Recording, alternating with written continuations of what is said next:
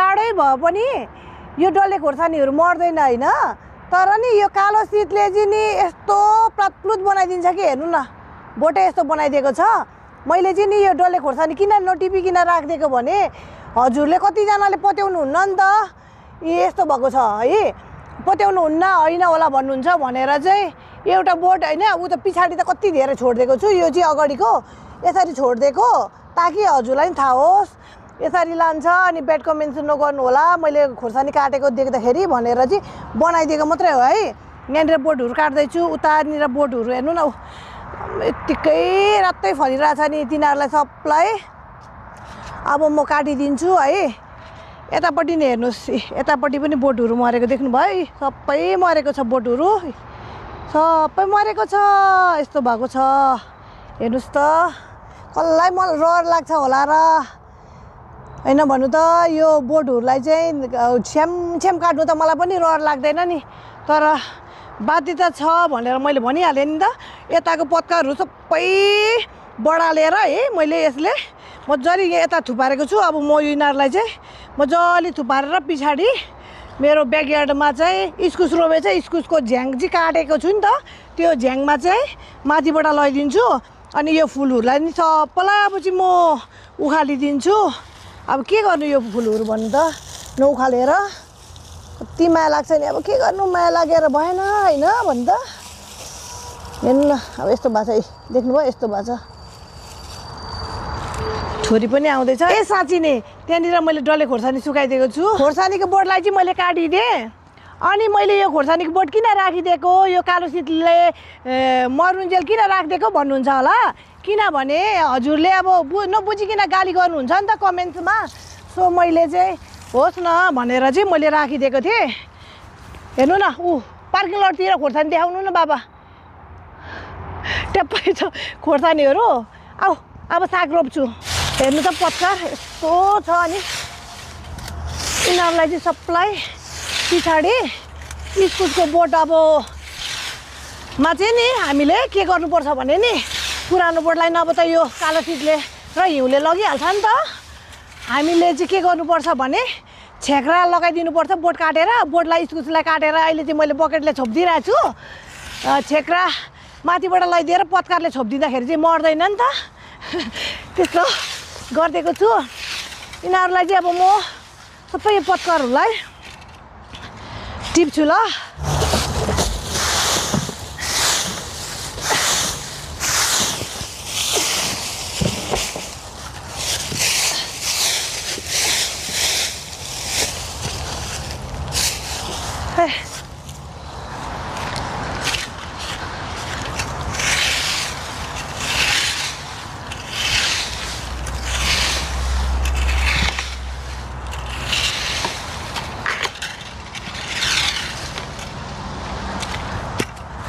अब यो फुल मरेको फुललाई के गरिदिने होइन सबैलाई उखालिदिने त हो सबै उखालिदिने यसरी के गर्नु र कस्तो राम्रो फुलेको थियो रातै फुलेको थियो है अहिले त अब के गर्नु अब नि म यहाँनिर रायो साग रोपिदिन्छु अब यो फुल मरि त गयो कस्तो रातै कस्तो राम्रो भएको थियो नि फुलहरू अब के गर्नु यस्तै छ अब वेदरले यस्तै गर्छ त के गर्नु त होइन प्रकृति हुन्छ नि प्रकृतिले अब जाडो गरमहरू सबै होइन अब जाडोमा जाडो परमेश्वरले नि अब जाडोमा फल्ने कुराहरू नि भिन्दै हुन्छ होइन रायो साग भयो मुला भयो रोप्नु चाहिँ भनेको ल मैले अस्ति रोप्नु पर्थ्यो रायो साग धनियाँहरू चाहिँ नि जाडोमा हुन्छ ल अब कस्तो माया लाग्छ नि हो यसरी उखाल्नु पर्दाखेरि कस्तो मजाले फुलिरहेको थियो जल यस्तो राम्रो फुलिरहेको फुललाई उखाल्नु कसलाई मनपर्छ र होइन तर उखालिदिनै पर्ने हुन्छ यो चाहिँ धन्न यो फुलहरू चाहिँ मैले भित्र लगाएको थिएँ नि त कालो शीत पर्छ भनेर अनि फेरि अहिले घाम अलिअलि लागेछ जस्तो मैले ल्याएको हावा चाहिँ आइरहेछ तर त्यस्तो चिसो छैन नि त म चाहिँ वेदर हेर्दै अब बाहिर ल्याउँछु अनि फेरि भित्र लान्छु बाहिर लान्छु होइन ल्याउँछु भित्र लान्छु गरेको गर्नुपर्छ क्या अब चाहिँ यो सिजनमा चाहिँ अलिक दिन चाहिँ मरिहाल्छ नि त यो नभए त यो फुलहरू मर्ने भएर ओके लभ यु अल धेरै धेरै माया छ हजुरलाई अब म यसमा चाहिँ नि के रोप्छु भनेर नि म देखाइहाल्छु ल तपाईँलाई यहाँनिर के छ भने रायो साग छ यहाँनिर रायो सागलाई यो रायो सागलाई चाहिँ रोपिदिने हो म मजाले अब यहाँनिर फुल सक्यो अब रायो साग रोपिदिन्छु ल यहाँनिर म ओके सियो धेरै धेरै माया छ यस्तै भइरहेछ यो इस्कुसको बोट चाहिँ किन मरेन भन्दाखेरि नि यसले मैले छोपिदिएको थिएँ कि कालो सिट पर्दाखेरि अब चाहिँ यसलाई छोपिदिएँ भने त अब होइन यसको अब हावाहरू जाँदैन नि त सो झन् मर्छ नि त यो कुहिनु सक्छ बोट हामीले चाहिँ यसरी छिक्राहरू हुन्छ नि भात यस्तोहरू दाउराहरूको छिक्रा हुन्छ नि यसलाई छिक्रालाई चाहिँ यसरी लगाइदिने माथिबाट मैले यहाँनिर यो छिक्राहरूलाई लगाइदिएर नि सकिसकेँ माथिबाट यसरी हो अब हजुरले पत्करलाई माथिबाट यो बोट इस्कुसको बोटलाई चाहिँ छोपिदिने यसरी है मजाले छोपिदिने सो अब हाम्रो यो गरम महिनामा बोटलाई चाहिँ मजाले धेरै फल्छ इस्कुस ल यसरी गर्ने गरेको छु है मैले चाहिँ हजुरले कसरी गर्नुहुन्छ हजुरहरूको आइडिया पनि भन्नु होला हामीलाई सेयर गरिदिनु होला हजुरको आइडिया यसरी छोपिदिने हो अझै पत्कर पुगेन नि पत्कर नि अझै पुगेको छैन नि त यसमा म चाहिँ यताको अब मजाले बढाल्छु होर्छु यतातिर नि ट्याप्पै छ पत्कर अनि त्यसलाई छोपिदिन्छु लगाएर यहाँनिर छोपिदिन्छु सो म चाहिँ जाडो महिनामा हिउँमा चाहिँ म मेरो इस्कुसलाई चाहिँ यस्तो गरेर चाहिँ बचाउने गर्छु ल अनि साह्रै हिउँ पऱ्यो भने चाहिँ यस्तोले एक दिन होइन परेको दिन चाहिँ यसरी मजाले घ्याप्पै लगाएर छोपिदिन्छु देख्नुभयो हजुरले मेरो बारीको हालत अहिले यहाँनिर रातै खोर्सानीहरू झरिरहेछ अब होस् कति चाहिँ टिप्नु होइन भने त रायो सागलाई चाहिँ केही हुँदैन है कालो सिटहरूले केही हुँदैन यस्तो भएर मरेको छ बोटहरू देख्नुभयो करेलाको झ्याङ यस्तो भएको छ करेलाको झ्याङ अब यता जाउँ न अस्तिसम्म है यहाँनिर करेला ड्याममै फलेर कस्तो राम्रो थियो है अहिले यस्तो छ अनि तोरीको सागलाई पनि केही हुँदैन मानेहरू तोरीको सागलाई पनि केही हुँदैन मानेहरू मरेको छ है सिमी बोडीहरू सबै मरेको छ खोर्सानीहरू अस्ति छोडिदिएको थिएँ नि खोर्सानीहरू सबै मरेको छ है खोर्सानी सबै मरेको छ देख्नुभयो मैले छोडेको खोर्सानीहरू तपाईँहरूलाई नि अब देखाउनुको लागि चाहिँ मैले अलिकति छोडेको नि त नभए त टिपिहाल्थेँ नि देख्नुभयो घिरौलाको बोट भयो इस्कुसको बोटहरू यस्तो भएको छ फर्सीको बोटहरू यस्तो भएको छ यसरी मरेको छ तर रायो साग केही भएको छैन रायो सागलाई केही पनि हुँदैन ल अब यिनीहरूलाई सार दिनुपर्ने छ अब यसलाई के गरिदिने भन्नु त यिनीहरूलाई सबलाई बोटै उखालिदिने नि बोटलाई उखालिदिने कति माया लाग्छ नि के गर्नु र है अब मरिहाल्छ खोर्सानीहरू हेर्नु न यहाँनिर त्यत्तिकै रातै खोर्सानीहरू त्यत्तिकै छोडिदिएको छ हामीले यो त आइसहरू भएको करेलाहरू त के गर्नु यो सबै मलहरू हुन्छ आमामाम पछाडि त करेला कति रहेछ अब यिनीहरू सबै मल हुन्छ हेर्नु न यस्तो भइरहेछ पहिला चाहिँ यस्तो थियो नि त यस्तो थियो कि यस्तो भइरहेछ हावाले अनि फेरि धेरै फलेर पनि धेरै फल्यो नि त सागहरू सबै अब के गर्नु सबैलाई म अब काटिदिन्छु यिनीहरू चाहिँ सबै मल हुन्छ मल खाडीमा लाउँदाखेरि भइहाल्यो हो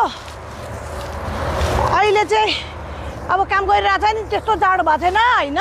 तर यस्तो अब एकछिन चुप्पो लाएर बस्यो भने चाहिँ नि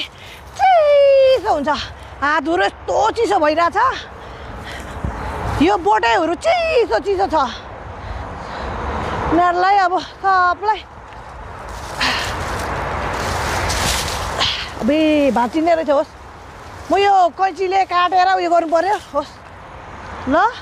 ओके लभ यु अल धेरै धेरै माया छ यहाँ चाहिँ म साग रोप्नु लागेको नि त अब साग रोप्ने हो रायो साग मजाले यो चाहिँ मल अस्ति मम्मीले चिकन पाल्नु भएको छ नि त चिकनको चाहिँ मुनिको माटोहरू ल्याइदिनु भएको थियो कि अब म चाहिँ यहाँनिर यो रायो सागलाई रोपेर अहिले एकछिनमा देखाउँछु ल यो चाहिँ नि मैले अस्ति दल राखेको होइन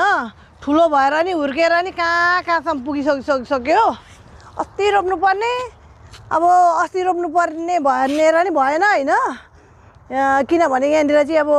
फुलहरू रोपेको हुन्छु नि त फुलहरू रोपेको कारणले गर्दाखेरि चाहिँ म यो फुलहरू मरिहरी मात्रै चाहिँ रोप्ने गर्छु नि त इग्नोर गरिदिनु होला है मेरो हातले चाहिँ मैले यहाँ काम गरेँ भनेर अब यस्तै हो मलाई यसरी सजिलो लाग्छ यसरी गर्छु अब जसरी सजिलो लाग्छ त्यसरी त गर्ने हो नि त होइन यसरी सबै सारिदिन्छु अब चाहिँ आज यतिको फरकमा ठिकै हुन्छ हो अनि दुईवटा चाहिँ किन रोप्यो भन्नुहुन्छ होला दुईवटा किन रोपेको भने नि अलिक दिनमा फेरि यसलाई मजाले जराहरू सरिसकेपछि नि फेरि एउटालाई उखालिदिन्छु नि म अहिले चाहिँ अब यहाँनिर सँगसँगै छ नि त सो म यसरी रोपिदिन्छु है दुईवटा गर्दै यसरी रोपिदिने हो अस्ति रोपिसक्नु भयो होला हजुरहरूले मेरो चाहिँ अब यहाँ फुलबारीमा फुलहरू हुन्छ नि त फुलहरूलाई त कहाँ अनि निकालेर चाहिँ फेरि रोप्नु सुरु गर्नु त भएन नि त होइन सो मैले चाहिँ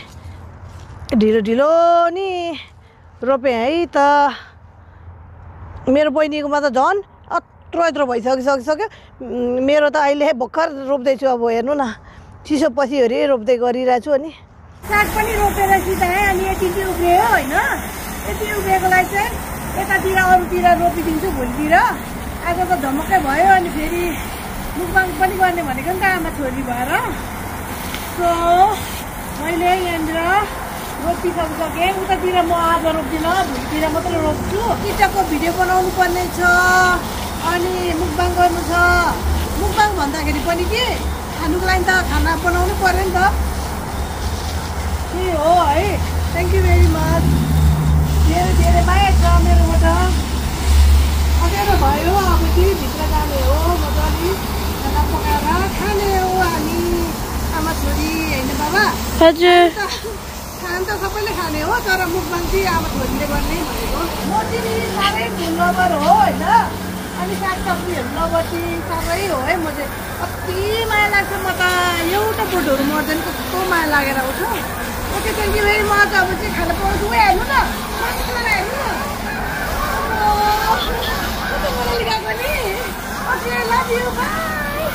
बुढाको लागि यहाँनिर चाहिँ मासु बनाइदिँदै गरेको हतारमा पतार बिर्सेछु क्या खाना बनाइदिनु बारीबाट धनियाँ टिपेर ल्याएको थिएँ नि त यति धेरै लैदिनु पर्यो धनियाँ खानु पनि राम्रो हो नि त होइन भने त दाल बनाइदिएँ कालो दाल हो अनि यहाँनिर मासु बनाइदिएँ अचार बनाइदिन्छु अब छिटो गरेर उठिसक्नु भन्यो मार्नुहुन्छ अब मलाई आज मैले तरकारी बनाइदिनै बिर्सेछु है लु धन्न पाक्यो है अब अचार बनाउनु मात्रै बाँकी छ पिरो बनाइदिनु है भनेर सुत्नु भएको थियो नि त बिर्सेछु क्या भुसुक्कै बिर्सेछु कामले धन्न पकाएर पतार हात खुट्टा धोएर चाहिँ पकाउनु बसिहालेको पाक्यो पनि यति मिठो मासु बनाइदिएको रस लैदिनु पर्ने अरे उसलाई रस लैदेऊ न अरे दाल लादिनँ म रसवाले खालको मासु लाने अरे अब के गर्नु यो मैले रस लैदिएँ ल अब उहाँले जे भन्नुहुन्छ त्यही त बनाइदिनु पर्ने हो नि त होइन रस भने रस भुटुवा भने भुटुवा आज दाल नलाने अरे अचार र यही मात्रै लाने हुने अरे घरमा चाहिँ यहाँ नाचेर बसेर जस्तो लाग्छ क्या तिमीलाई त्यो भनेको मैले अनि घरमा चाहिँ केही काम नगरिकन बसेर जस्तो चाहिँ नगर न उठाएको भनेको एकछिन सुतो भनेर चाहिँ नउठाइदिएको नि त टाइम चाहिँ हेर्नु तिमीले ओ माय गॉड